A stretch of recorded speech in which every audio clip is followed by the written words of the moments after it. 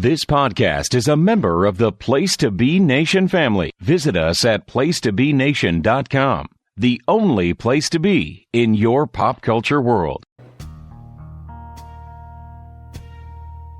Vince McMahon Sr. certainly is a legend as far as our sport is concerned.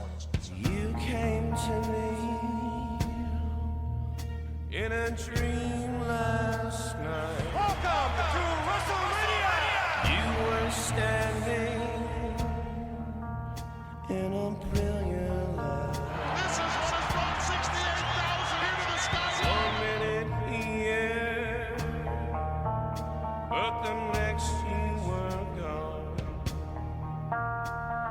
I thought you could stay, but I was so wrong. This is the most serious threat World Wrestling Federation has ever known. The end is here. If we don't pull it together, I will see all of you in hell. The game is over. There is no next year. There is no tomorrow. No more pretending. Shane and I just couldn't wait for you to die.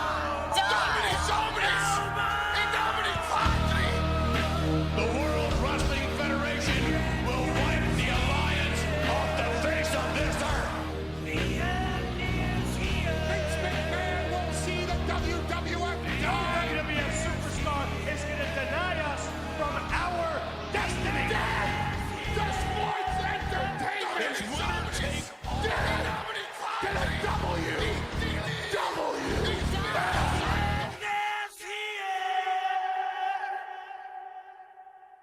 Place to Be Nation. Welcome back to another episode of Nation Invasion, where tonight we are going to be covering Monday Night Raw from November 5th, 2001, and Thursday Night SmackDown November 8th, 2001.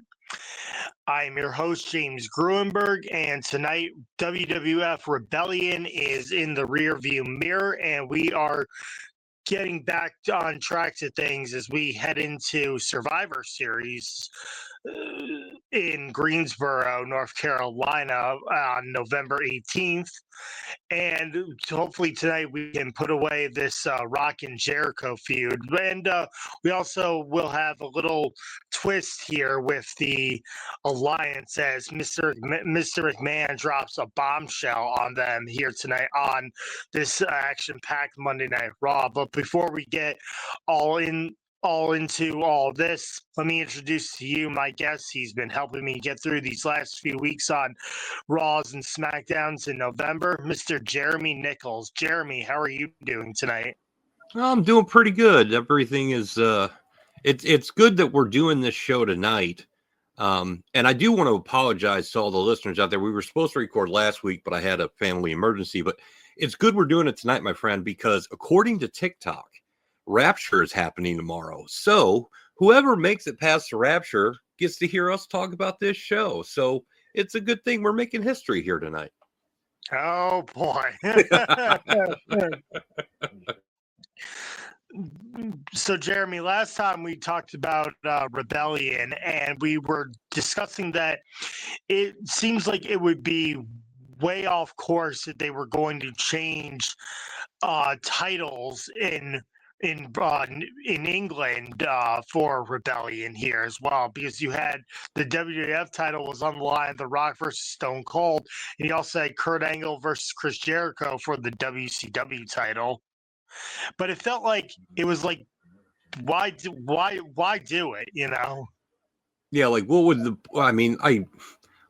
point? You're not going to change the belts, then why have that kind of a big match? You know, and then we talked about, well, what if you had, and it being an England only pay-per-view, we wouldn't have found out about it until that night or the following morning on the internet. So why would you waste a big title change on a limited audience?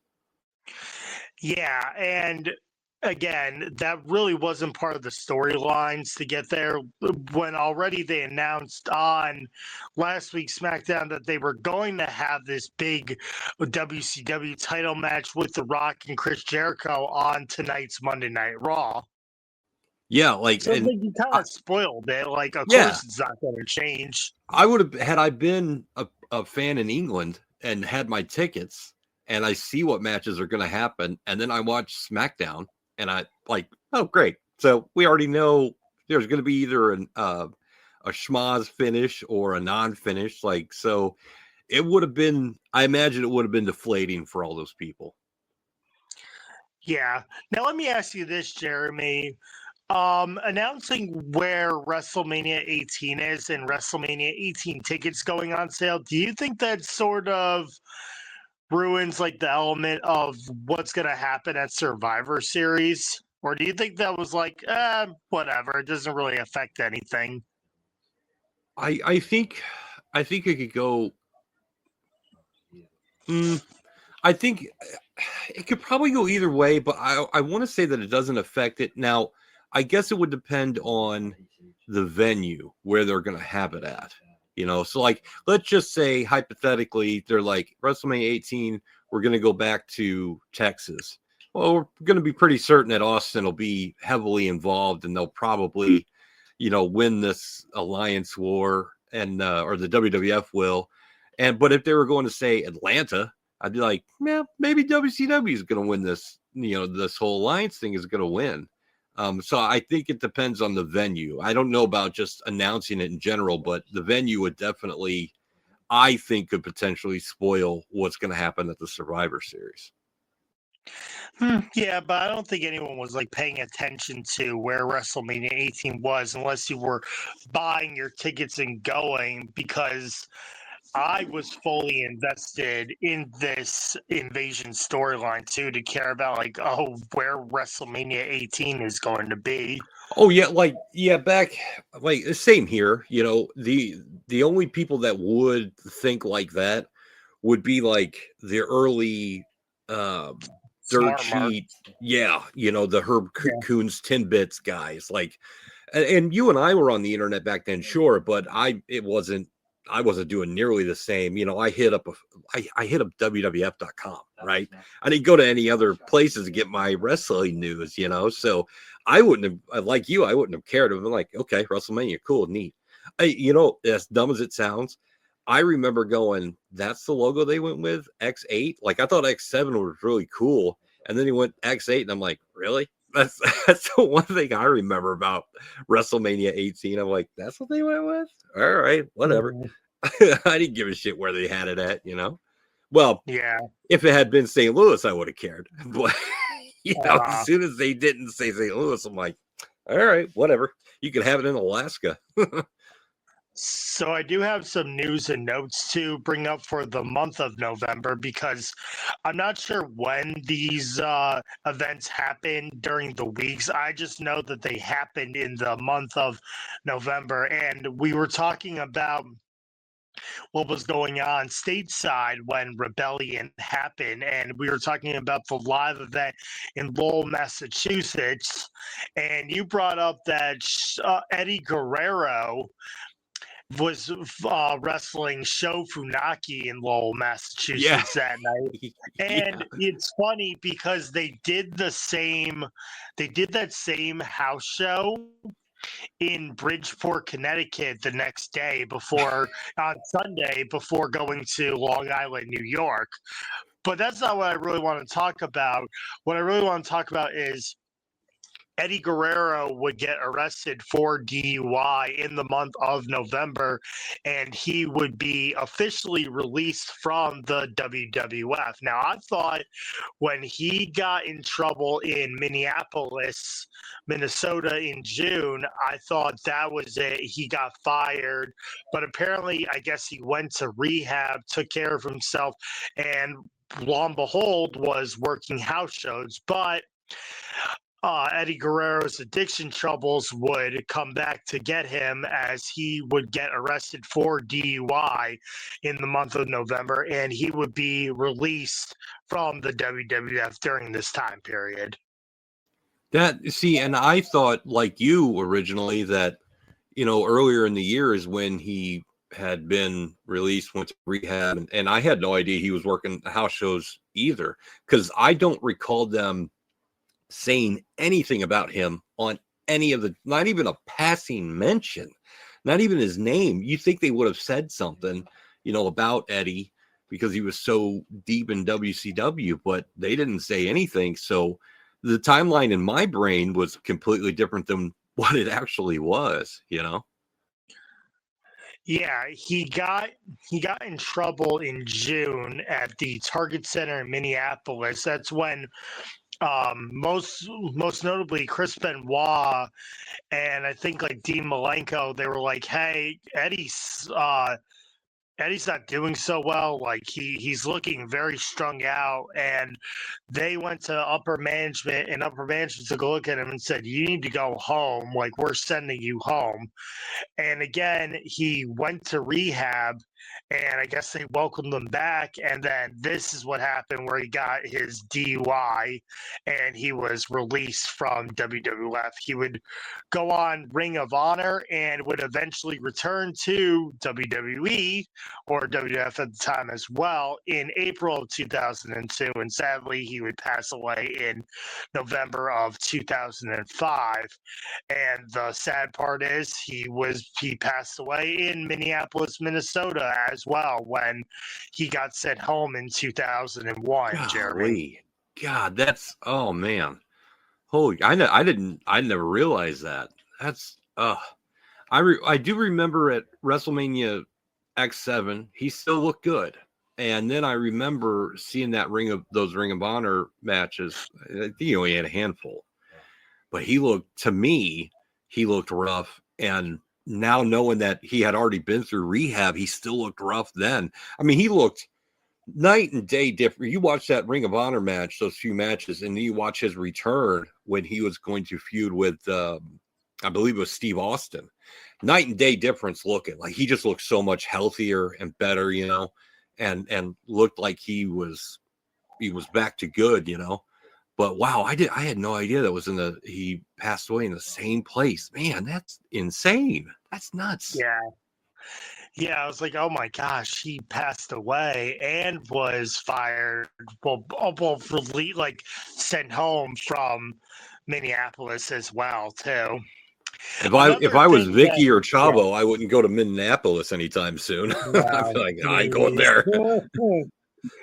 Yeah. Another thing that I want to bring up is that because it is mentioned for the first time on television that the World Wrestling Federation Women's Championship is vacant. It'll be mentioned by Jim Ross on Monday Night Raw during the Ivory Lita match, but Joni Lauer, known as Chyna, would finally be released from her contract in November of 2001.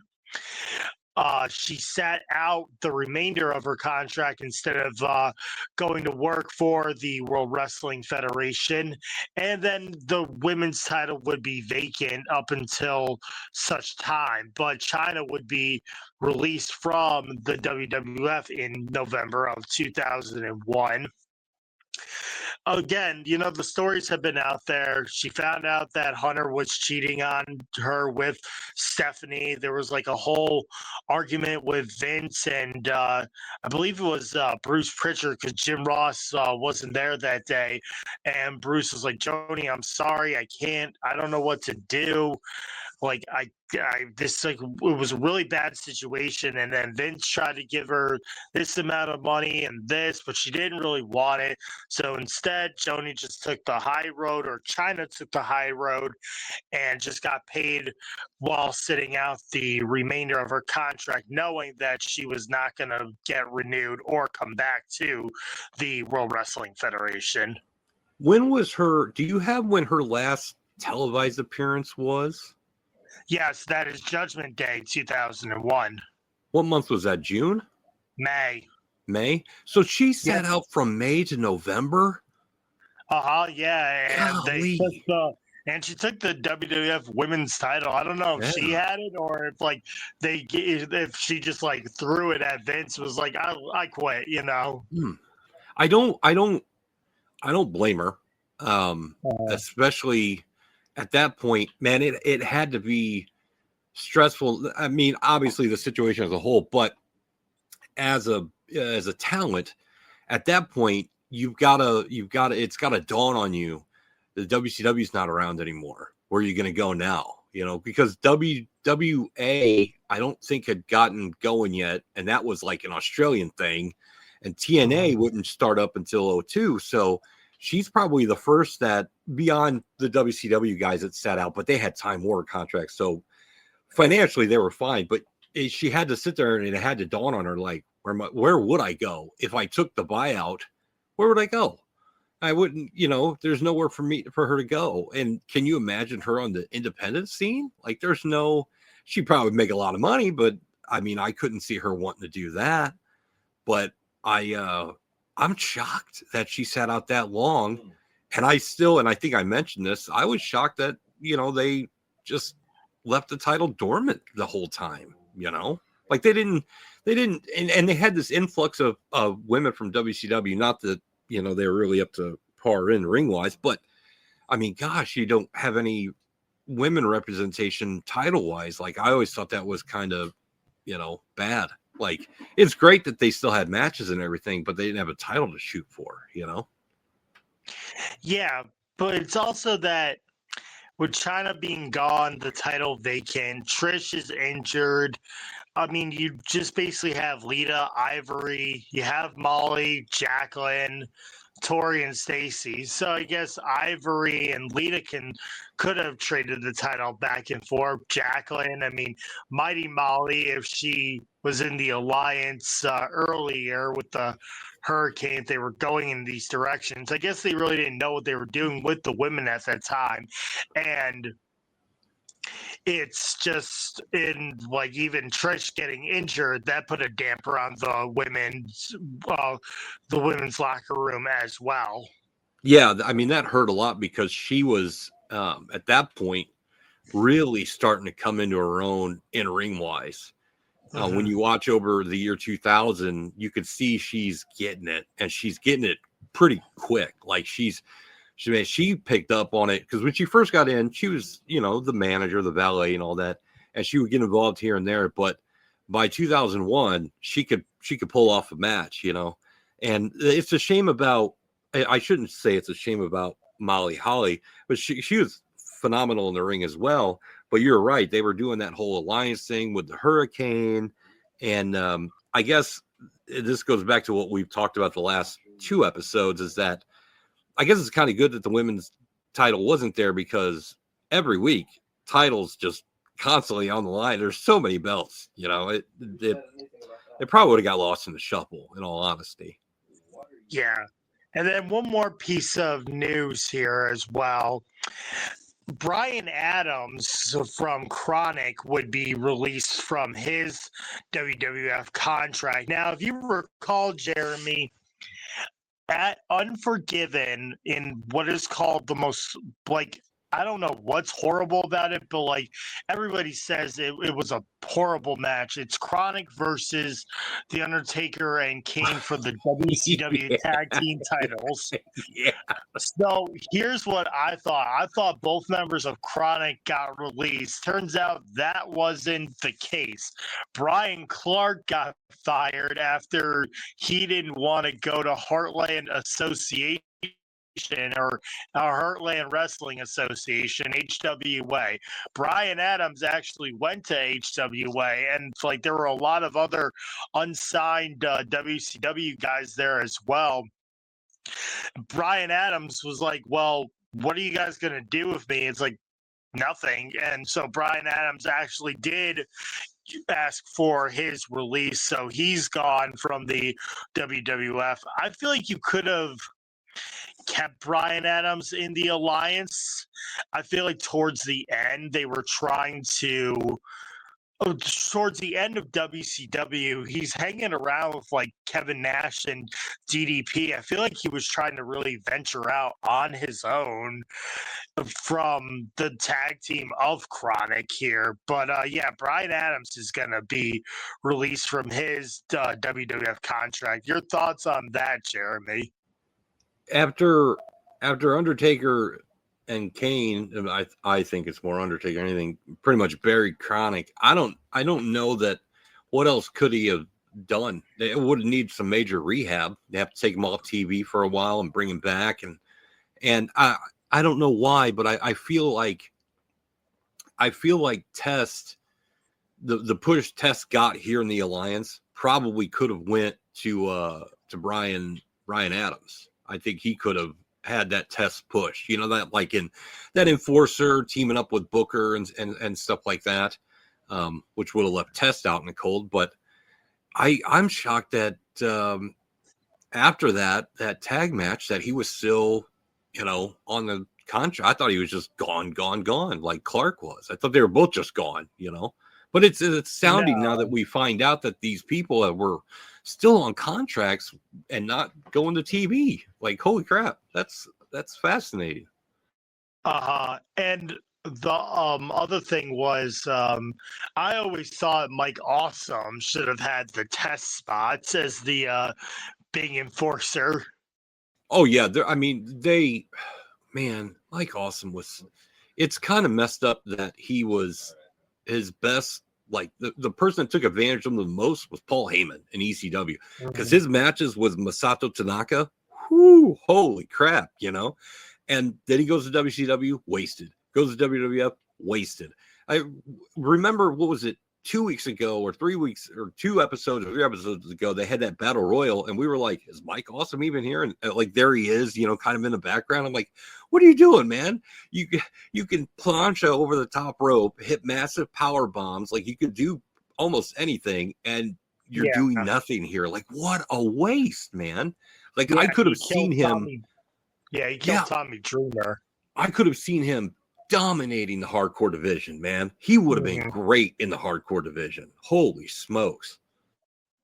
Yeah, so that's really all the news and notes that I have too. Again, Eddie Guerrero got released, China got released, and Brian Adams got released. It's probably a good thing that Guerrero wasn't here at this point, because I don't know that he would have been able to stand out with everything they were doing. There's so little room and so little time, right? I mean, and he would go on to have way more success when he came back, when finally they had, they kind of started separating everything. They did the brand extension, which I know a lot of people hated, but the brand extension gave people time that they did not have. Like, you watch 2001, everything's very quick. Everyone's getting like 1-2 minutes. Then you watch 02 after the brand extension, everyone's getting more time, which is, at the end of the day, that's what's most important. Yeah. Well, Jeremy, let's deep dive into the episode of Monday Night Raw. This is Raw from November 5th, 2001. We are live in Long Island, New York. We have a recap of SmackDown, and it's The Rock and Chris Jericho not getting along. Then Vince McMahon comes out. He promotes The Rock versus Chris Jericho tonight for the WCW title, and he hopes they can put aside their feud after this match for Survivor Series. Mr. McMahon has an announcement. He talks about Kurt Angle joining the Alliance. He says Kurt's betrayal wounded the WWF. Vince McMahon says his announcement will kill the Alliance once and for all. He announces that someone from the Alliance is coming over to the WWF at Survivor Series. Vince McMahon says that member is Stone Cold Steve Austin. Stone Cold comes to the ring. Austin tells Vince to shut up. He says Vince has a big mouth. He mocks Vince and then gives Vince McMahon a stunner. While on the ground, Vince McMahon is smiling. Austin then walks into the back where he is met by the Alliance, who are just looking at him in disgust. Jeremy, when he announced this and he's like, Stone Cold Steve Austin, I thought, oh, this is so cheesy because, oh, well, you have a guy now, I'm going to take one from you. But I think what saves this is that at least Stone Cold wasn't joining the WWF tonight on Raw like Kurt Angle did, like they did the whole reveal of like, oh, I'm looking at that guy now. He's going to join by the end of the night. Vince McMahon actually said that Stone Cold was joining at Survivor Series. What did you think of this segment? I think what I kind of wish he hadn't named the person. But I understand from a story perspective that this was, and at the time, I remember thinking Austin's not going to join you. This is just Vince lying to lie. I mean, it's Vince. He can say whatever he wants, and he even says I can say whatever I want. Like he literally says that. But I thought it was a good red herring, like because now it's going to up that paranoia, and it also to me plays into the paranoia Austin was having. If you think back to what was it, I think Unforgiven, where he was paranoid, and didn't, he was initially paranoid with Vince when the alliance first started kicking up, and this just plays into Austin, like him just kind of being all over the place and kind of challenges his loyalty to the alliance. But I do remember thinking that there's no way Austin's gonna turn. Like, why would you broadcast that before the pay-per-view? But I think I would have liked it a little more had he not said Austin. But I do want to ask you real quick. Do you have an attendance for this show? I could not find an attendance number for this show to save my life. I went to like 4 different places. I couldn't find anything. You don't have an attendance for this, do you? No, I do not. I wanted to know if it was a sellout or not, because to me, it seems like they're hot enough that they would, it's the Nassau Coliseum, which has always done really well. I think WrestleMania 2 was at the Nassau Coliseum, one of them, but I couldn't find the attendance for this one. So Austin is telling the alliance members that it's not true and to trust him, like you said. He's like, you guys got to trust me. It's not me. It was like when, like you said, also when the paranoia when it's like, oh, can Kurt Angle really be me or not? And then it was also like the paranoia and conspiracy theories of Linda McMahon trying to ruin Stone Cold's life at King of the Ring 2001 as well, by putting him in that triple threat match. Yeah, Austin played a great, it was such a different side, because we watched him go from Texas Rattlesnake to Vince McMahon suck up to kind of a comedy act. Now he's dangerous and paranoid and kind of losing his mind. Like he's running through it, but it's all a natural evolution. He's not just one day flipping and doing this. It's because of this, which leads into this, which leads into that. So it was very well done.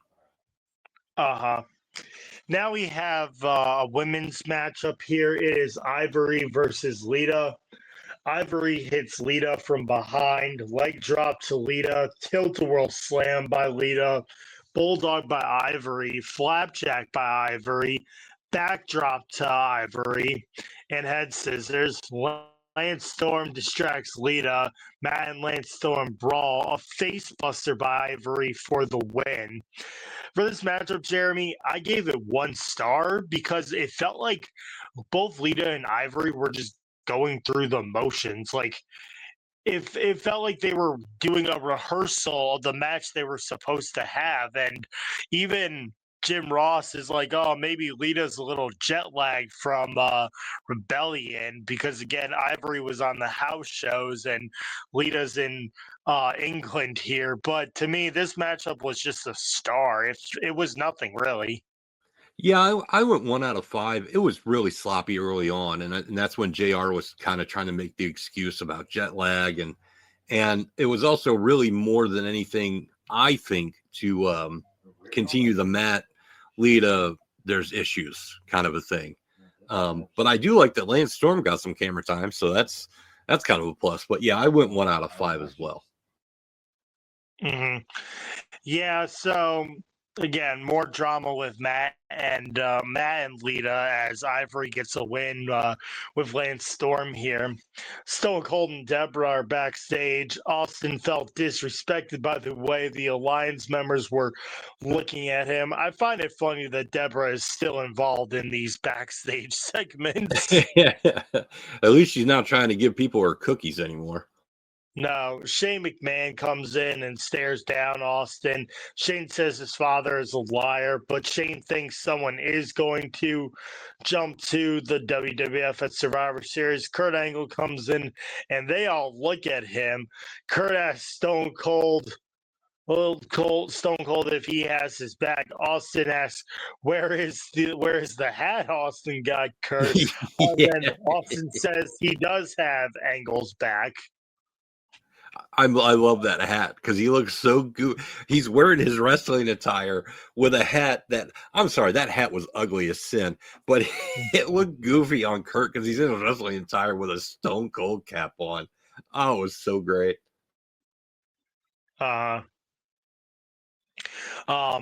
So then now we have a WWF Intercontinental title match. Keep in mind, Jeremy, stems from on SmackDown here. It's Edge versus Test for the Intercontinental title match. Last week on SmackDown, RVD was taking on Edge for the WWF Hardcore Championship, and Test got involved and RVD retained. So Edge challenges Test on Sunday Night Heat the night before and says, I'll see you on Raw for the Intercontinental title. So Edge is putting up his Intercontinental title versus Test here. Edge brawls outside, clothesline to Test. Edge bounces off the ropes, tilt-a-whirl slam by Test. Standing suplex to Edge, clothesline to Edge, spear to Test. Edge cannot make the cover. Spinning heel kick to Test. Test misses the big boot. Edge counters a power bomb. Tornado DDT to Test for a 2 count. Test shoves the ref into the ropes, knocking Edge off the turnbuckle. And then Test pins Edge with his feet on the ropes to become the new Intercontinental Champion. For this matchup, I went 2 stars. Here's why. I think the finish was a little flaky. Really, you had to push them in and then you had to put your feet on the ropes. And we're gonna see a lot of these surprise roll up or cheating here as well, Jeremy, throughout the night and even on SmackDown. But for this matchup, I gave it 2 stars. The finish kind of took me out a little bit. I went 2 as well. And you mentioned the kind of the cheating, the roll-ups. I think this is when we really overall just started to see that more and more. I think we're seeing less and less definitive wins.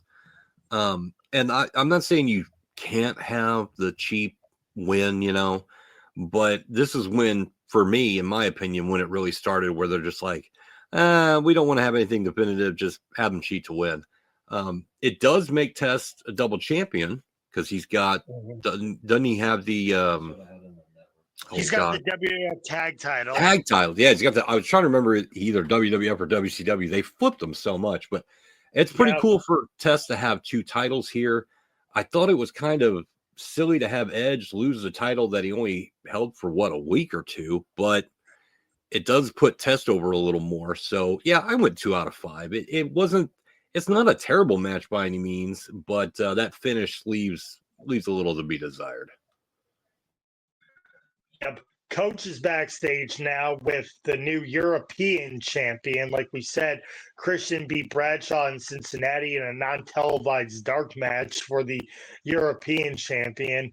Then, not Hurricane, but Gregory Helms asks how he can call himself the greatest European champion when he hasn't faced the Hurricane. Christian says, don't make the Helms says, don't make the Hurricane angry.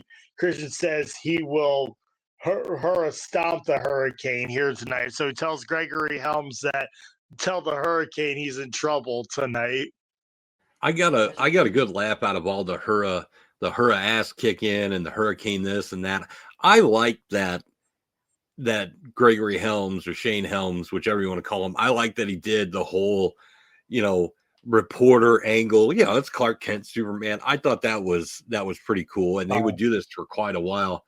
I still think it's pretty stupid that Christian won the title at the previous SmackDown tapings, but they didn't even.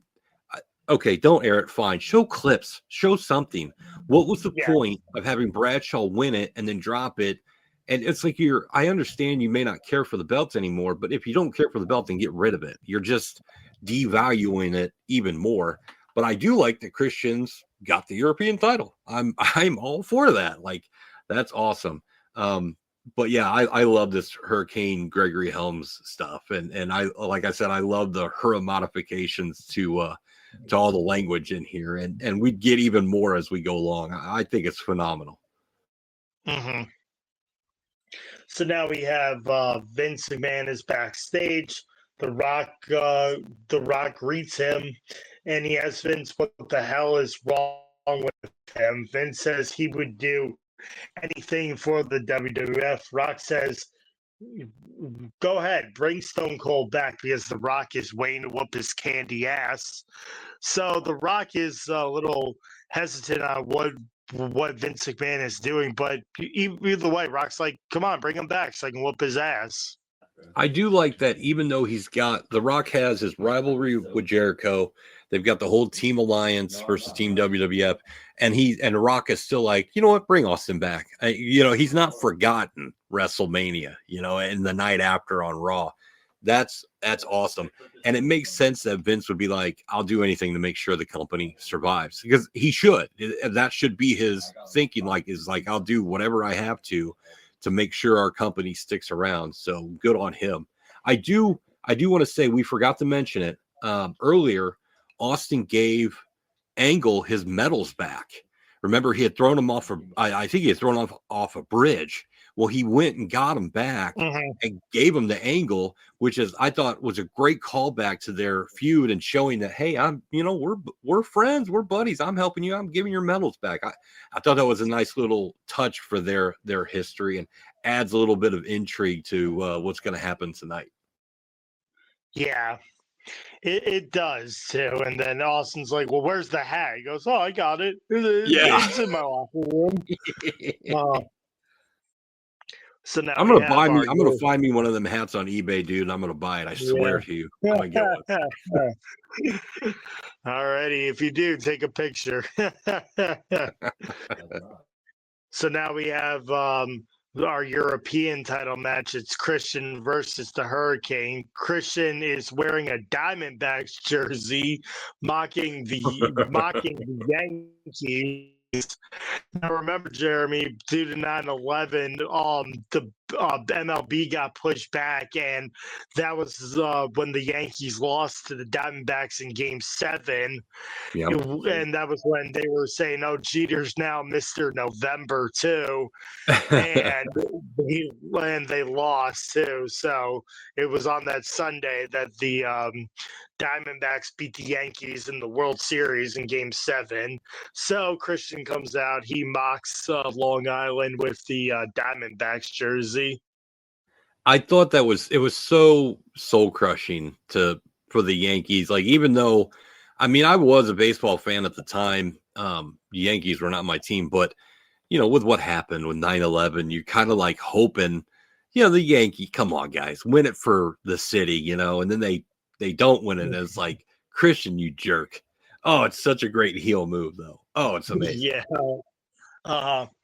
Punches by Hurricane, head scissors by Hurricane, cross body by Hurricane, neck breaker by Hurricane, Hurricane flies, super kick to Christian, and then an unprettier to the Hurricane for the win. For this matchup, I gave it 2 stars as well, but it just felt like Hurricane was just dominating, and then somehow Christian gets a surprise win, but it wasn't a surprise roll-up. It was an unprettier for the win.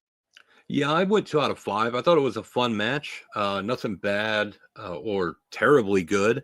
It's nice to see Christian with the title again. Hurricane did get a lot of offense in, and like you said, I like that there was a definitive win with a finisher. No cheating, no roll-up, no crap.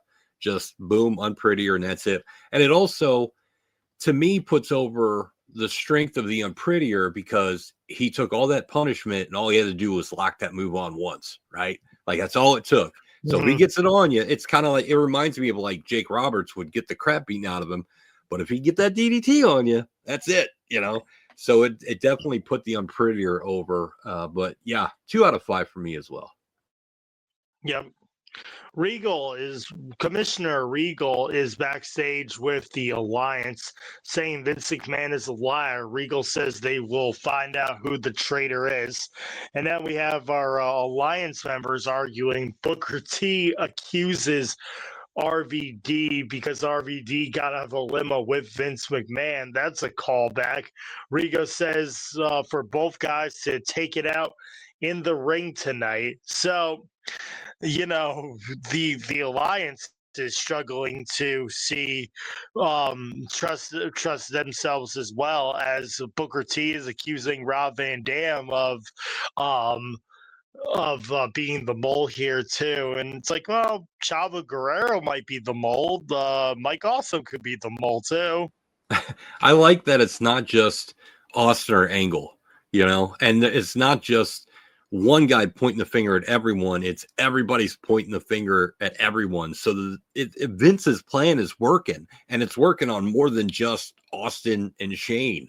It's going through. I also like that RVD and Booker, I always thought they were great in the ring together as a team and against each other. So I'm like, RVD versus Booker T, especially RVD right now because he's on fire. Hell yeah, sign me up. I'll watch that every night of the week. Yeah, well, what I thought was interesting, just like the callback itself to Booker T being like, well, Rob Van Dam got out of the limo with Vince. They might still be in cahoots together. And I love it when they do that, when they call back to history. Like, it's so, because you and I remember that kind of stuff, So it's like, that's great for us, But then also, Rob Van Dam said he doesn't want to be a part of Team WWF or like even Team Alliance. He just wants to be Rob Van Dam after No Mercy too. So it was like, yeah, baby. But Van Dam could have been like, oh, that's just a setup. Maybe I will join the WWF and Vince McMahon, get him off my trail. So a lot is going on there. And now we have Stephanie and Kurt Angle. They're backstage. Steph says she can trust Kurt Angle, right? And he won't defect. So even Stephanie is like having these like little small doubts, not really wanting and complaining, just asking genuinely if she can trust Kurt here as well, Jeremy. I like that they have these two in a segment because, again, it calls back to what they were doing, a year earlier with Stephanie being Kurt Angle's manager. And it makes sense that she would go to him and be like, I know, it's not, I know my dad's got something up his sleeve, but I know it's not you. It can't be you. And Angle's got the hat. I don't know if you noticed, but he's got the hat back on at this point. That's going to be a great callback when we get to our SmackDown episode when Austin wants to get everybody together. He puts everyone like who they're associated with too. We'll get into that when we get to SmackDown.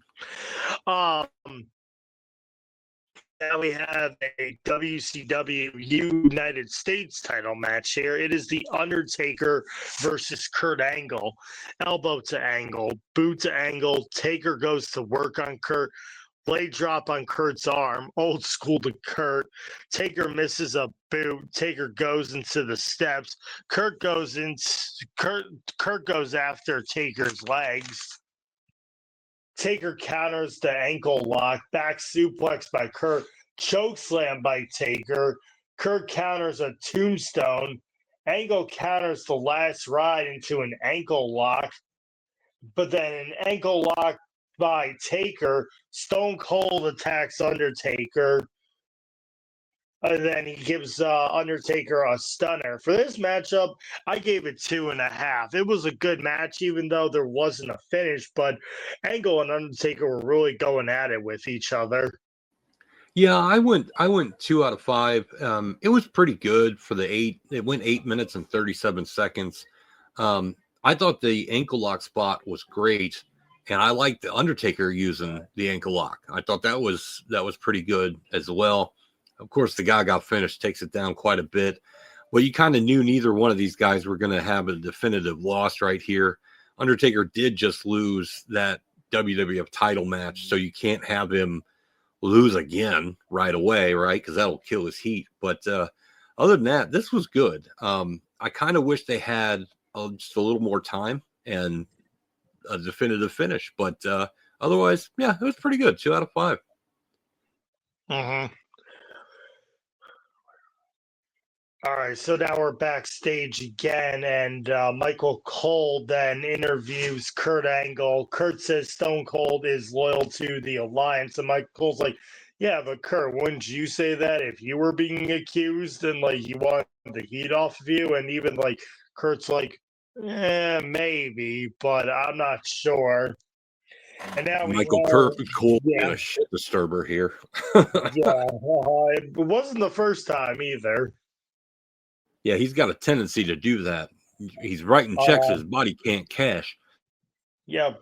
And now we have a 6-person tag team tables match here. It's the APA and Jacqueline versus the Dudley Boys and Stacy. I find these matches to be weird, Jeremy, because why are you tagging if there's no disqualification? Exactly.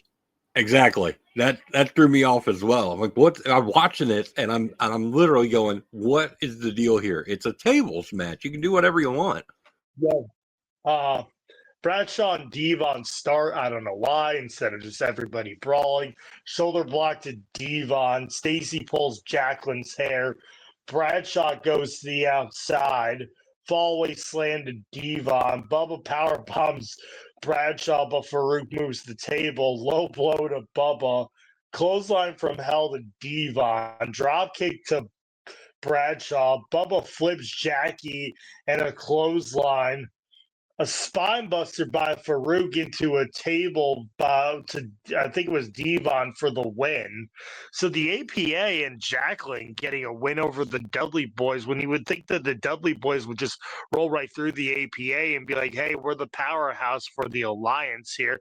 But this matchup, I gave it 2 1/4. It was fun, but nothing too exciting here, except for the fact that the APA went over. I went 2 out of 5. It was okay. I liked the Farouk spinebuster at the end, but to me, it doesn't make sense to have your WCW tag team champions lose definitively because it's a tables match. There's no Gaga here. And then B, it's a tables match. That's the Dudley's signature. You know, they come down to the ring with a table most of the time. Why couldn't they win this? And then I also didn't understand why you would have Jackie and Stacy even in this match. Having be on the outside is fine, but what was the point? But yeah, 2 out of 5. This was, I almost want to say this was pointless. It didn't do the Dudleys any favors, and Bradshaw was just a European champion, so it's not like they're treating the APA with any seriousness anymore. So what was the point of this? It just, I don't know. 2 out of 5. Coach then interviews The Rock backstage. Rock asks if Jericho can win the big one again. Rock says he is leaving WCW champion. So a lot of tension and heat building up to this final encounter between The Rock and Jericho here. Yeah, I liked a quick, easy promo. Rock didn't go over the top, and I like that because, like you said, it's getting intense, it's getting serious. The last thing Rock needed to do was try to cut a bunch of jokes, right? He's keeping it real. He's keeping it serious. And I'm looking forward to the main event even more than I was before. So Billy and Chuck, they're at WWF New York. They were on the house shows trying out this tag team here. And now they're here in WWF New York, Jeremy. Nobody, this is my note. This is one note I have for this. There's no way anyone saw coming what would happen with these two. There's no way. Nobody could have saw that. I think it's genius. I love their theme music, but nobody could have saw this coming, right? And I remember watching it going, wow, the difference a few months, 6, 8 months would make. I don't even know it's that long. I think it's right before WrestleMania they make that change, and hey, it did wonders for both guys because Billy was kind of floating along after DX. He didn't really have he had the one, but it gave him something else to do, and it gave Palumbo something to do as well. And that's honestly what I remember Chuck Palumbo more is from Billy and Chuck. So This was cool to see their early formation of their team. Uh-huh. So now we have Commissioner Regal. He's at the commentary desk with JR and Paul, as it is now a WWF hardcore title match. It is Rob Van Dam versus Booker T. Kicks the RVD, a spinning heel kick to Booker, heel kick and Rolling Thunder to Booker. Then all of a sudden, a commotion happens at the announcer's desk. I did not see this coming, but this was insane. Jerry comes out of the crowd, attacks Regal. Booker T then beats up to Jerry. A power bomb to Jerry. Then all of a sudden, the Big Show comes out of nowhere. Lee comes over and he choke slams RVD and Booker T. And the referee just tosses this match out like no contest. Well, it was a hardcore match. These things can happen. You're telling me that you wouldn't just have Big Show put Booker T on? I mean, put RVD on Booker T just for the heck of it?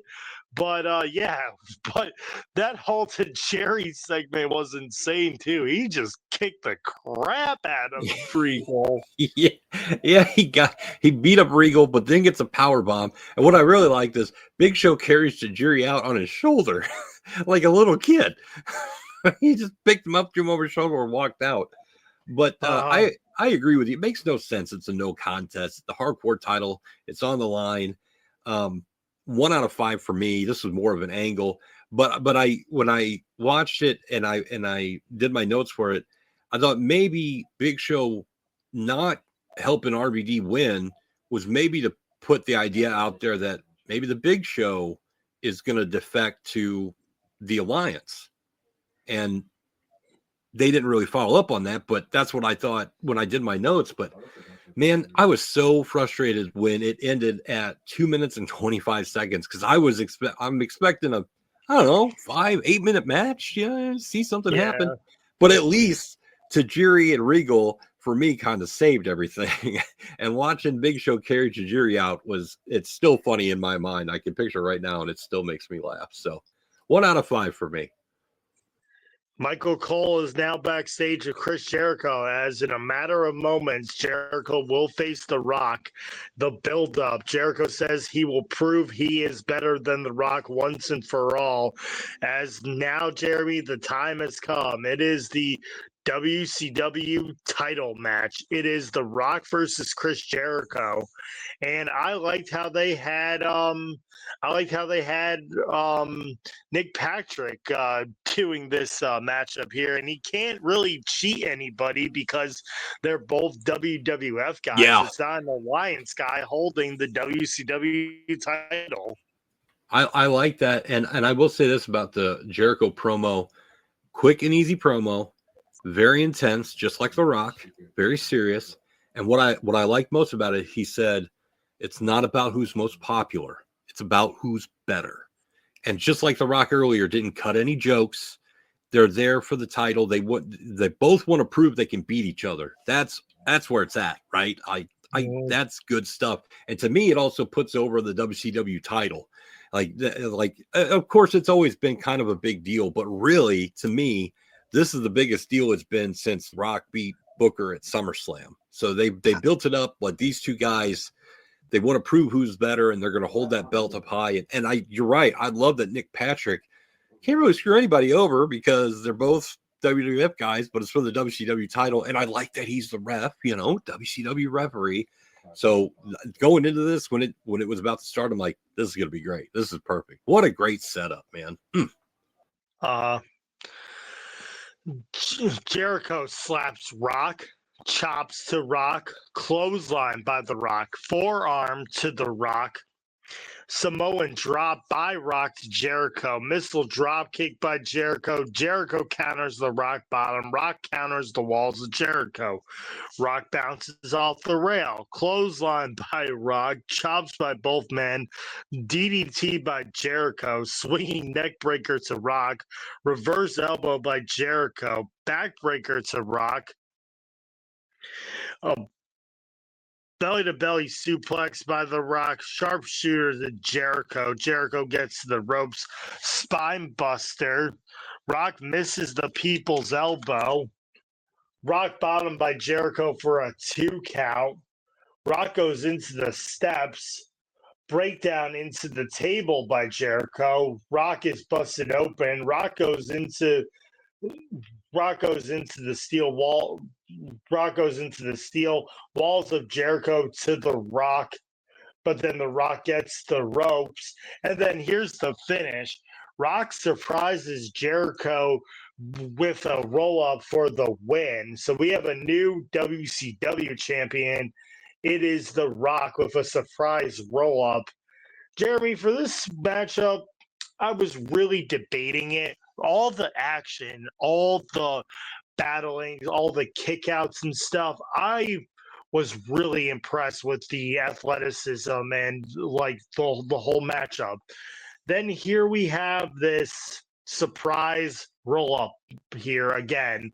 1, 2, 3, The Rock wins. Now, if he does give The Rock bottom for the win, it takes away from what's going to happen in like 5 seconds after this here. So what's your thought on it? Because I did give the match 4 stars, Jeremy. I went 4 out of 5 as well. I thought it was a great main event, and I thought both guys gave a lot for it not being a pay-per-view. And Jericho held his own against The Rock. I love the breakdown through the table. I just love it when he hits the breakdown anyway.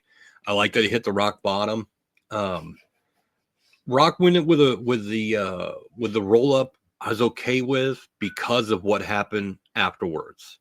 Had what happened afterwards, if he won with the Rock bottom, I would be like, okay, come on. But the roll up, I'm like, okay, because it shows Jericho's frustration, right? And it also shows that nothing has been settled here. And things might actually be a little worse for the team WWF now, because it was supposed to settle stuff. It didn't settle anything. Like Jericho's really pissed off because he lost the title. But 4 out of 5, great main event here. Now Jericho hits Rock with the title, and then he hits The Rock with a chair, and Jericho has snapped. He hits The Rock like 3-4 times, and even Jim Ross is like, our worst nightmare has come true, as The Rock and Jericho cannot get along even after their feud for Survivor Series. But we still have a new WCW champion, Jeremy. I like that Jericho, after he hit him with the chair, he leaves, and he gets like almost up the whole aisle. And then he turns around, he's like, nope. And he goes down there, nails The Rock again with the chair. Like, oh man. And what a great call by JR. Like now you got to be even more worried, because even if Vince is not lying and someone's going to defect, you got probably the 2 biggest guys on the team in Jericho and The Rock, still nothing solved, being even more upset with each other and pissed off at each other. Man, It's not looking good for Team WWF. No, it is not. And you got to think, like, what's going on in Vince McMahon's mind here? I mean, sure, he dropped the bombshell, but again, that bombshell might not even come through if The Rock and Jericho can't get along. Yeah, it might not be. It might be for nothing. If these two can't get on the same page, all this may be for nothing. Yep. Well, Jeremy, let's get into it. Our SmackDown here tonight. This is SmackDown from November 8th, 2001. We are in East Rutherford, New Jersey. This was where King of the Ring 2001 happened. More on that later, Jeremy, but it is true that is where King of the Ring 01 is. The Continental Airlines Arena. What a great pay-per-view the 01 King of the Ring was. Great stuff. And that also that became the Izod Center, and then it shut down, right? Oh, really? Okay. I didn't know that. Sure it did, yeah. Because that was the arena right next to where the Jets played. Yeah, I believe so. Because they were going to actually do it at the Izod Center SummerSlam before they went to the Barclays Center too. It was like, well, the Izod just shut down. It's like, well, we can't go there anymore. We'll go to Barclays. Yeah. We have the APA versus the Dudley Boys for the WCW tag titles. Again, Jeremy, we have which title is which and who's got it. You know, we have a new Intercontinental Champion. Kurt Angle's the U.S. Champion. WCW tag titles of the Dudley Boys. Booker T and Tess hold the WWF tag team titles. Yeah, so a mishmash here. There's a lot of different stuff going on, man. And a lot of different titles. Yeah, and like it's great that we have hindsight to track everything. I don't remember I do remember watching at the time, but I can't recall trying to like keep track of who had what title. But I can imagine it would have been confusing, you know, like because it's kind of confusing now. Like I was just confused. We just did Raw, and I was like, which title did Tess have? So exactly. There's a mishmash of everything going on here. Bradshaw and Devon start DDT to Devon, neckbreaker by Bradshaw, neckbreaker by Devon, shoulder tackle to Bubba, fallaway slam to Devon. Bradshaw spanks Stacy after she shakes her butt, suplex to Bubba, back body drop to Devon, big boot by Bradshaw, spine buster to Devon, Jackie spears Stacy. And then a 3D to Farouk for the win here. And the Dudley Boys are still your WCW tag team champions. For this matchup, I went 2 stars. Yeah, I went 2 out of 5. I thought it was a decent match. I never thought I'd be jealous of Bradshaw, but I was for a moment there when he got to slap Stacy on the butt. I like that the 3D was protected, even against guys like the APA. And it was at this point that the APA winning the tables match kind of made sense to me. I'm like, okay, now it makes sense because they got a tag title shot out of it. Like, all right, I still may not agree with the fact that they won that match, but at least it led to a tag title match. And the right team went over, and it really builds up the Dudleys as we steamroll towards Survivor Series. So, yeah, I went 2 out of 5 as well. Mm-hmm. Stone Cold is backstage, and he is sick of being accused of turning on the Alliance by everybody. He tells Regal to get the Alliance into the ring, with the exception of Kurt Angle, Rob Van Dam, and Booker T. So Austin is mad, and he's going to take his anger out on the Alliance members. Or should we say the non-television Alliance members? Yeah, the Jobber Alliance members. Yes. I like that Austin comes in and Deborah's drawing on his notes and he gets on to her about it. Like, what are you doing drawing my notes? Lita and Matt Hardy are backstage. Matt says he is going to challenge Test for the Intercontinental title. Lita is disappointed because she wanted Matt to be in the tag team matchup with her versus Ivory and Lance Storm, an intergender tag team matchup. But Matt's like, no, I'm going to go for the Intercontinental title. So drama in the love lane here, Jeremy. Dissension, smellness. That's all I could think when Matt's like, I'll think about teaming with you, but I'm going for the belt. Like, all right, man. That I understand that putting the title ahead, you know. Yep. Regal and the Alliance comes to the ring. Out comes Stone Cold. The Alliance members are staring down Austin, and we get the recap of what Vince said on Raw. Stone Cold wants to know if the Alliance trusts him. Chavo Guerrero says he trusts him. Hugh Morris trusts him. Hurricane trusts Stone Cold. Sean Stasiak trusts Austin. Billy Kidman trusts Austin. But then Austin notices that Taz is not in the ring. He says Taz was talking about Austin. Taz gets in the ring. Taz stands up for himself to Stone Cold. Taz says the Alliance does not like Stone Cold and are tired of being treated like trash. Taz says DTA now stands for Don't Trust Austin instead of Don't Trust Anything. And I love Taz here. He's like, hey, boss, I'm over here. I love Taz standing up to Austin because, like, you mentioned that he asked Chavo, he asked Hugh Morris. Like all these guys, they're just bitching out. Like, yeah, I trust you. They, what a bunch of jobbers, And then Taz is like, hey, I'm over here. And and it's like, it's great that he says, don't trust Austin is what DTA stands for now. That's so great turning that around on him. It's just kind of a shame what would happen. But at this point, I'm like, good for you, Taz. Stand up for yourself, buddy. Austin starts to laugh, but the Alliance members don't laugh back. Taz gets a stunner, and the Alliance actually starts to walk away from Stone Cold. It's like, oh, we did our 2 minutes of television. Now we can go back to the locker room. Yay. Oh, man. We earned our paycheck for the night by just showing up. You know what's so bad is that it's like, oh, wow, I got my 5 minutes of saying I trust you, Stone Cold. I trust you, Stone Cold. God, this is so bad, Jeremy, to like these guys here. Just like making them look like nothing. Like, let's just say, hypothetically, not to spoil anything, but let's say the Alliance wins at Survivor Series. These are the guys that are going to be on the show every week. These guys that Austin's just punking out in front of everybody and just, oh, man. Oh, God, this gives me a lot of excitement for the Alliance to win, Maybe Mike Awesome could have been WCW champion or the US champion. Don't you even play with my emotions like that, my friend. If the Alliance wins, Mike Awesome will be champion. Mike Austin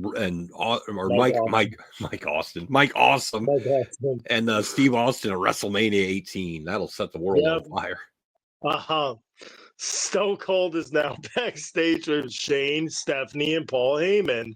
Austin hates that the Alliance walked out on him. Stone Cold will find out who is joining the WWF. He tells Shane to go find Booker T. He tells Paul Heyman to find RVD. And he tells Stephanie to go find Kurt Angle. This was great because we know the association between Shane McMahon and Booker T. We know the association of Paul Heyman and Rob Van Dam, and the love association of Kurt Angle and Stephanie, Jeremy. I love the callback with the history. I love it. It makes so much sense. And I love that Austin's like, go get this person, go get that. Like, he's just calling the shots. He's not going to do his dirty work. He's going to make everybody go fetch people for him. It's just, it's phenomenal stuff here. And now we have a WWF Intercontinental title match. It is Taz versus Matt Hardy. Jim Ross comes out and replaces Taz instead of Paul Heyman.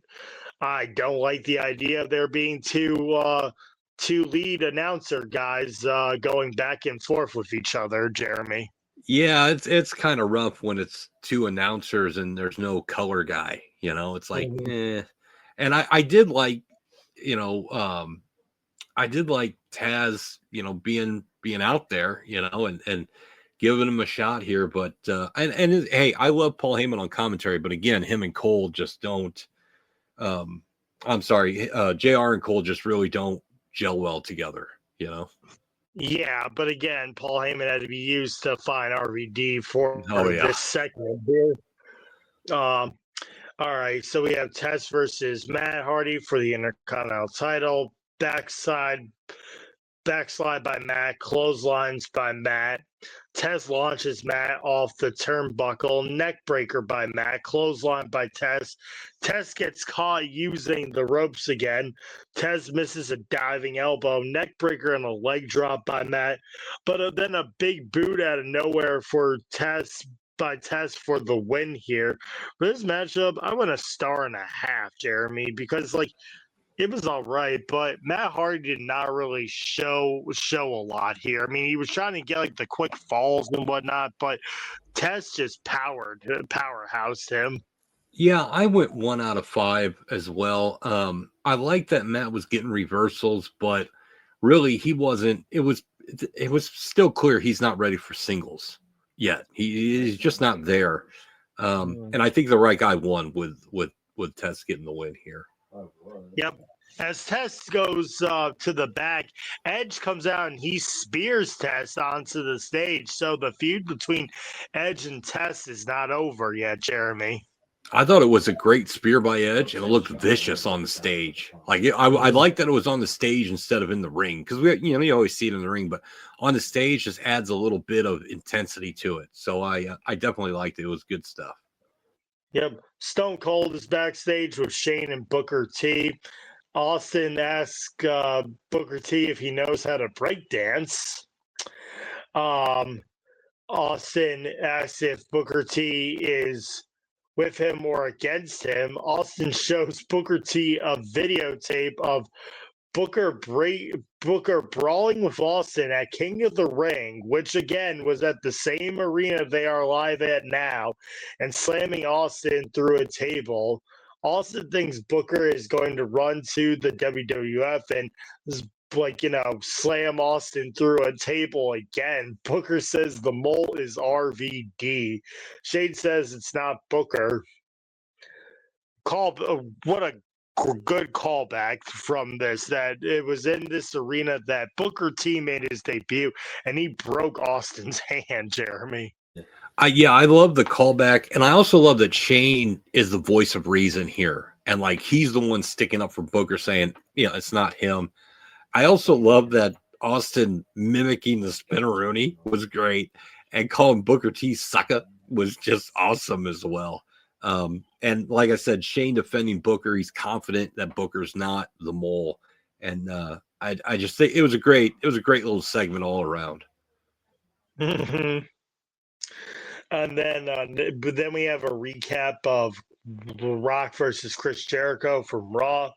Vince asks and hopes that Rock and Jericho put aside their differences. Vince hates that The Rock has to defend the WCW title, like he's concerned for The Rock. But Vince says Vince McMahon's concern is just as phony as his daughter's breasts. Yeah, what a great line. Vince says the WWF must survive, and Austin's like, okay, we will.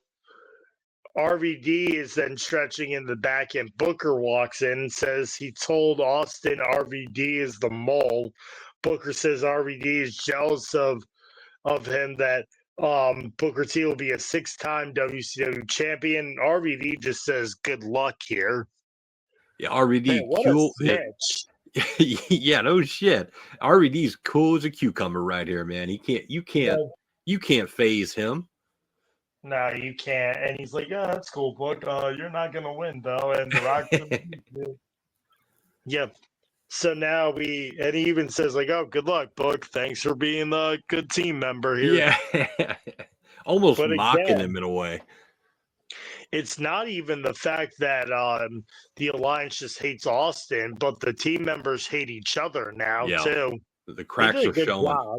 Job. Yeah, putting this little argument between Booker T and RVD, at least it's not like Kurt Angle and like Shane arguing, and Shane's on the team, as well.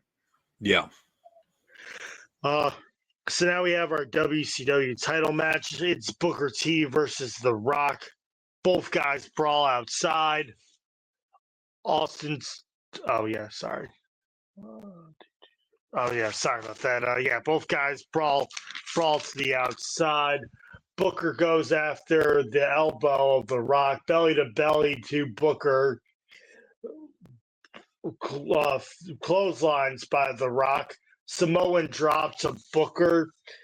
Scissors kick to Rock. Spinneroonie. Booker T gives Tim White a sidekick. Jericho then comes out. He gives a bulldog and the lion salt to The Rock. Rock kicks out. A DDT to Booker. Rock lays a smackdown on Jericho. A sharpshooter by Rock. Rob Van Dam comes in and kicks Rock to disqualify Booker T. For this matchup, I gave it 2 1/4, Jeremy, before we get to what happens afterwards. Yeah, I went 2 out of 5 as well. I thought it was going pretty good until the finish came along. I love the spinneroonie and the interference. Normally, I don't care for the Gaga interference, but here it made sense. So, and you kind of knew with its placement where it was in the show that we weren't going to get anything long and draw it out. But I thought what we got here was still pretty good. So then Rob Van Dam, five-star frog splashes Booker T, and then The Rock gives RVD a rock bottom. Then Jericho hits The Rock with a chair. My gosh, Jeremy, like there is chaos going on through both teams here. The Rock and Jericho are not getting along. Booker T and RVD aren't getting along. Stone Cold's getting accused and is accusing his members of his team joining. You know, Taz is getting beat up. There's just chaos everywhere, Jeremy. It's almost like everyone's just against everyone. It's the teams aren't divided anymore. But I do like that Jericho is the last man standing here, right? Like he put The Rock over, he lost the title. Okay. But now he's the last guy standing here. Everyone's taking themselves out and Jericho stands tall at the end. But no, you're right. Everybody's fighting everyone. And it's not just with words anymore. Now, you know, RVD's giving a 5-star to Booker. Like, holy crap, man. This is not good for, especially for the Alliance, but then Jericho and Rock still going at it. Oh, man. It's just getting more intense as we move along. Undertaker comes into Vince's office and asks Vince McMahon, what's going on? And Vince wants to know where Kane is. Taker says Kane is not here. And he's like, what do you mean Kane's not here? He's like, I don't know. He's not here. And then, so Taker declares that he'll take care of Austin Angle by himself. Vince doesn't like it, but Vince says, Taker then says Vince should be Taker's partner, but Vince declines. He's like, well, now just let me take care of it. Yeah, he says he didn't bring his gear. What a lame excuse for not stepping in the ring. Taker also yells at Vince for inviting Austin back to the WWF. Taker says it's risky. Taker says he knows Vince and isn't doing anything for the WWF, but he's just doing it for himself, and he is going to take Austin out at Survivor Series. My note for this was that, and maybe it's just me, but I feel like besides DDP and the DDP and Chronic program, I feel like the Undertaker has been kind of underused. I mean, we've seen him in matches, but he's really not been the force you'd think he would be. Mm-hmm. I don't know if that's because he in real life didn't really want to put over the WCW guys, or if they just from a storyline perspective couldn't find a way to work him in with his persona. But he's just been, to me, underutilized here, you know, because he's been there longer than Austin and Rock and all of them. You'd think he would be the guy that Vince would be looking for, you know, to lead the charge, but he's just kind of underutilized here. But it's like what JT said on the No Mercy watch. Taker wasn't losing in 2001. Yeah. It's like he had the perfect opportunity to put Booker T over. It's like, nope, I'm not losing. DDP, Booker T, yeah, and I mean, God, DDP was so wasted. Yeah, he was. And now we have William Regal. He comes to the ring and he challenges the Big Show to a matchup here. While Big Show is walking down to the ring, Billy Kidman and Sean Stasiak try to take out the Big Show, but they get mowed down. And then a chokeslam to Stasiak and Kidman. Then the other Alliance members come out and beat down Big Show, but Big Show beats them all down. And then Regal is just like running up the stage, like angry and being all scared of the Big Show because Big Show just destroyed the whole Alliance here, Jeremy. Yeah, he took out the Job Squad part of the Alliance. My boy Austin went down, just incredible. Chavo. I gave this match, if you want to call it that, a 0.5 because I don't hand out zeros, but this was just a waste of time to me. Like, what was the point of this? Like, they could have had some backstage thing where they got into a fight or something like that. Because, like, to me, the Big Show doesn't look any more like a factor because he just beat up all the jobbers. You know, you had him punked out at the start of the show. Like, why should I care that he beat him up? I'm not impressed by that. These guys can't even, talk for themselves. Why would I be impressed? Yep. So now Rob Van Dam and Paul are backstage, and Heyman says they have to talk to Stone Cold. And RVD's like, oh, that's cool. Let's go talk to Stone Cold. And now we're backstage with Lita and Jeff Hardy, and Matt comes in, and Lita asks how Matt is doing. Matt says he wants to be Lita's tag partner, but Jeff says he will do it. So it'll be Jeff Hardy and Lita versus Lance Storm and the Hurricane and Ivory, not the Hurricane. The honeymoon's over. Now, it's like Matt's like, well, I messed up and lost my title, or lost in the title match. Now I'll help you. And she's like, no, I'm good. I got your younger brother. Like that. Yep. Oh, man. We know what's going to happen pretty soon, Oh, more dissension. Well, Jeremy, to answer your question about what was the point of the Big Show, here it is. Big Show is backstage with Vince, and Vince is impressed with Big Show mowing down the Alliance. Again, the jobbers of the Alliance, not the main players.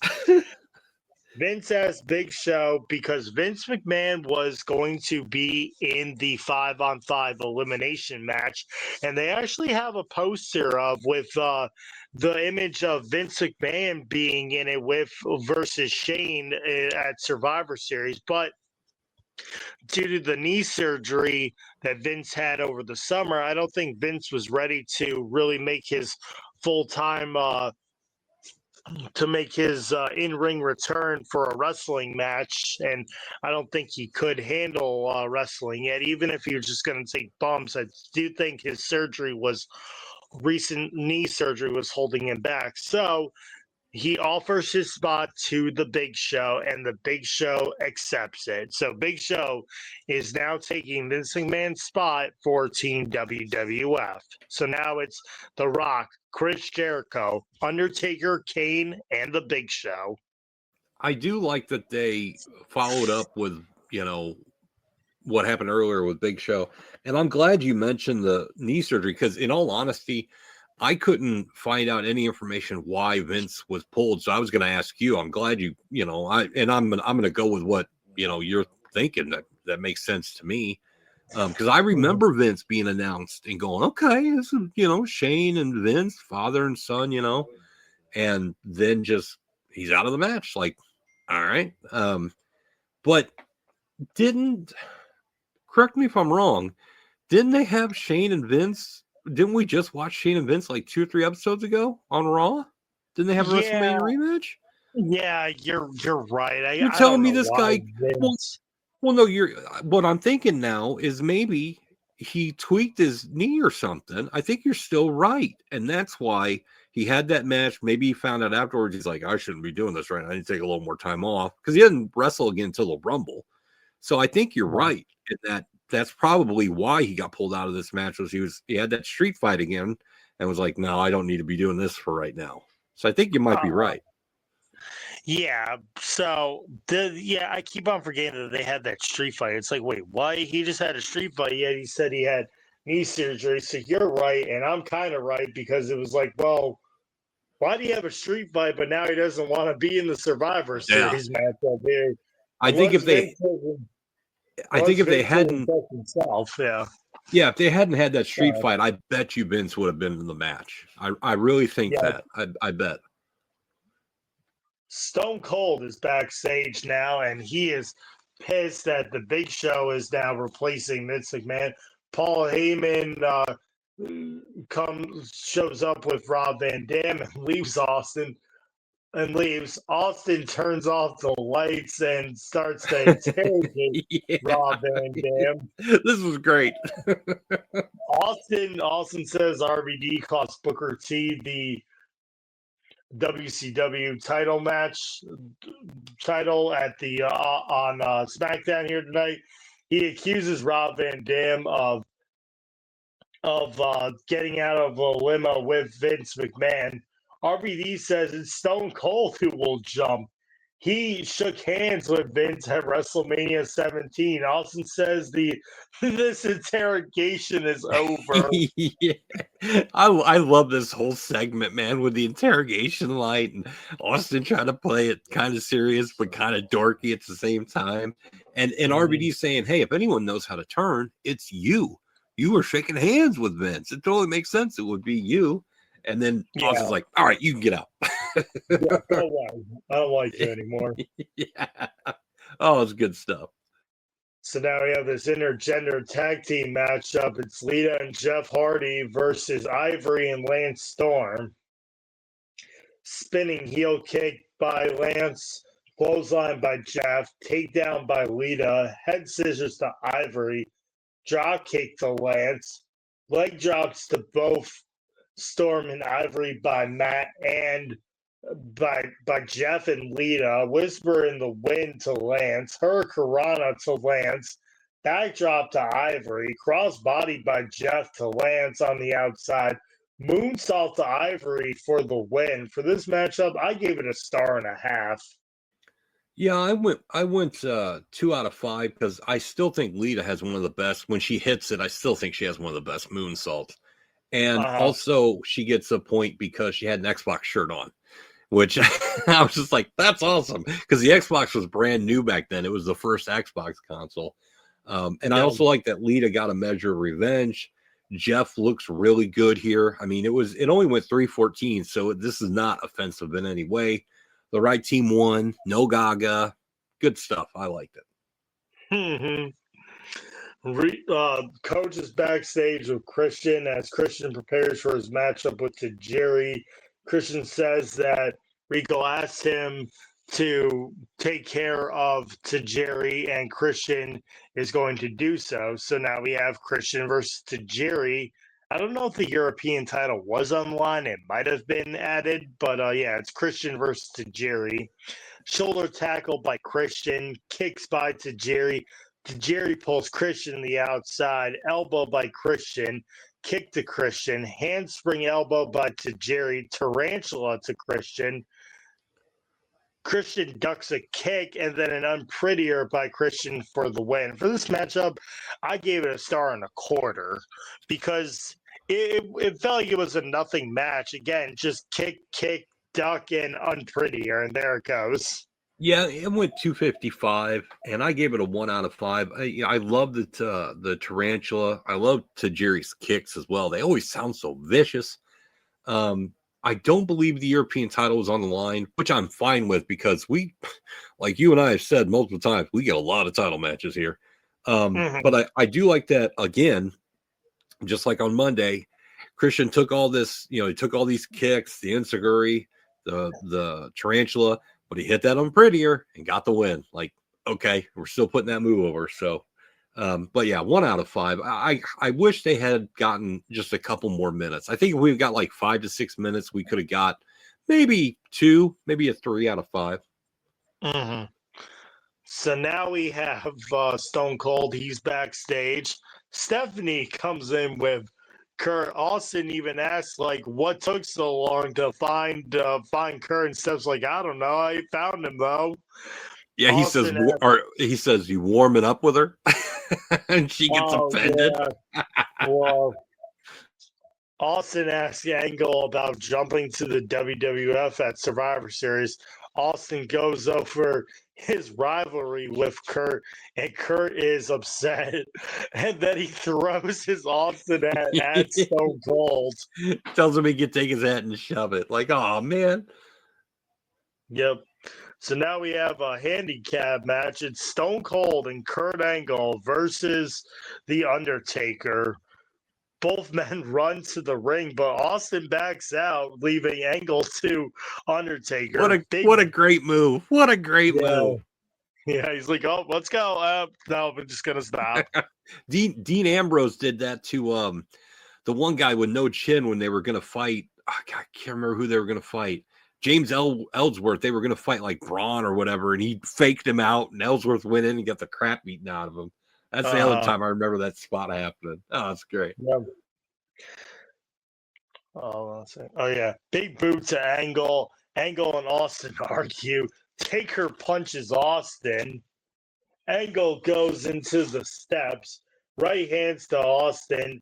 Angle goes over the guardrail. Old school to Austin. Clothesline to Taker. Austin goes into the table.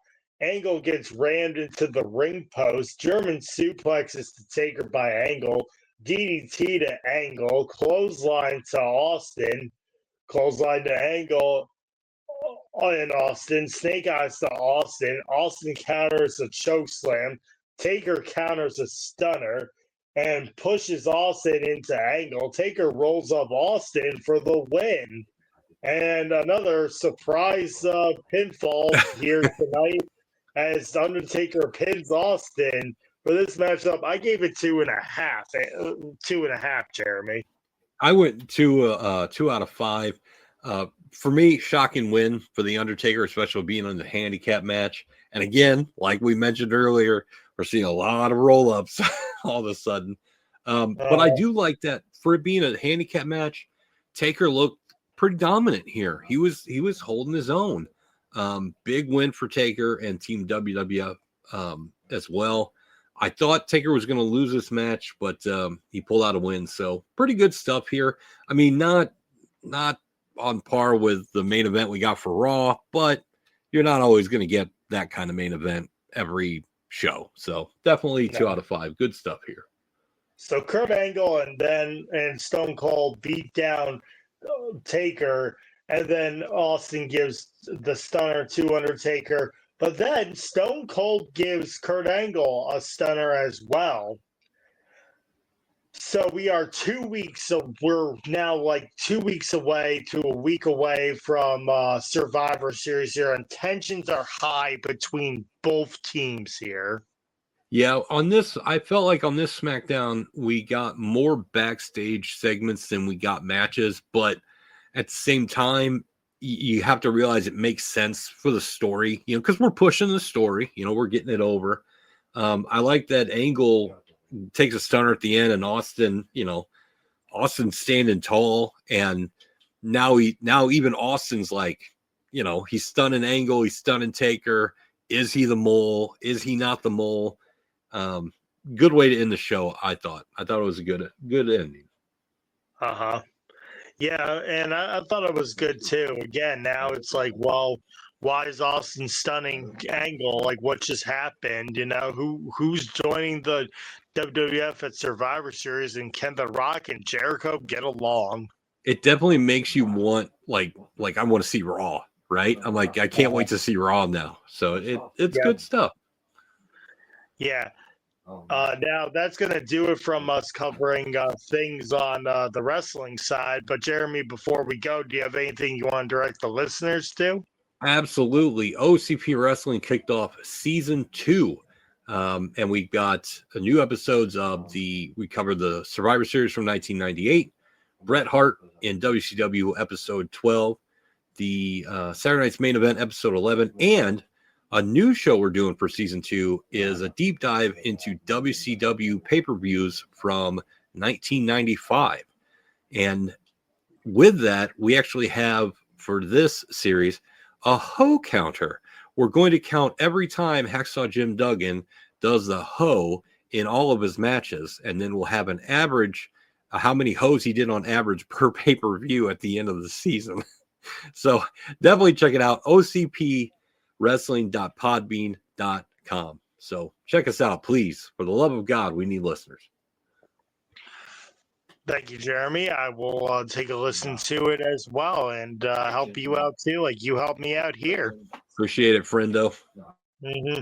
As for me, you can mostly find me on the Place to Be Nation wrestling feed. I have this podcast, and I also have Place to Be Extreme Resurrection on the Place to Be Nation wrestling feed, where me and Steve Riddle are looking back on ECW on the Sci-Fi Network from 2006 to 2010. We are just getting over WrestleMania 24, where it was Chavo Guerrero versus Kane for the ECW title, where Kane beat Chavo Guerrero, and he's the new ECW champion after Kane won a battle royal on WrestleMania 24 to face Chavo for the ECW title. So more on that, where they go with the ECW title and its new owner, which is Kane. And I was a recent guest on Making Mount Rushmore with host Steve Riddle, as we gave our best top 4 Disney movies and Pixar movies as well. So be on the lookout for that. That should be dropping soon. And on the Place to Be Nation Pop feed, I have a podcast called Pop Goes Degrassi, where me and John Kesselika, we go over Degrassi Next Generation. We are on season 2, and the last episode we did, Craig and Manny went on a date, and was it perfect or was it not perfect? Who's telling the truth and who's lying on this one here? So be on the lookout for that, and a new episode of Pop Goes Degrassi will be dropping soon. I want to thank you, Jeremy, for another fantastic episode of Nation Invasion. He's Jeremy Nichols. I'm James Gruenberg. We will see you next time. Be prepared as we, the nation, end the invasion.